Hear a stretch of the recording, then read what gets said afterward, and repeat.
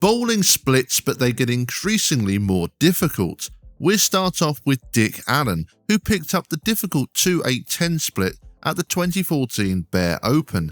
This is one you don't see made on TV often at all. It kept him in the match, but he would eventually lose to Ronnie Russell. Then we have Sean Lavery Spa picking up the 8-10. You need some luck to make this one, and he got it, bouncing the 10 pin over to the 8. Next we have Brad Angelo, who converted two very tricky splits in just 3 frames. First off, he made the 3-4-10, a very pretty looking conversion, and then he made the impressive 4-7-10 split. Now we're going to get into some really difficult split conversions, and how about this one by Jason Belmonte at the 2014 USBC Masters, making the 3-4-6-7-9-10. He'd already made the 2-4-10 earlier in the match, and this conversion essentially won him the match, and then he ran the ladder to win back-to-back Masters titles. Brian Voss made the 4-6-7 from the 2004 US Open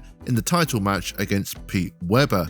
Voss was so good at making these type of splits, but unfortunately a late open from him meant that Pete won the title, and here's a bonus clip of Voss making the 7-10 at the same tournament. And speaking of 7-10s, I had to include the first person to make the 7-10 on TV, Mark Roth. Only 3 others have done it since, and Roth is still the only right-hander to make it on TV, and his pickup still remains the most iconic. Doug Kent made the insanely difficult Greek church conversion. Your best chance of making this is to actually go for the 2 pins to try and slide them over to the 3, but Kent made it by hitting the 3 pins, and even though he lost the match, it was incredibly impressive. And finally, we have Walter Ray Williams Jr., who made the Big 4 in 2005. He is still the only person to have ever made the Big 4 on a PBA telecast. Does that make the Big 4 the most difficult conversion in this video?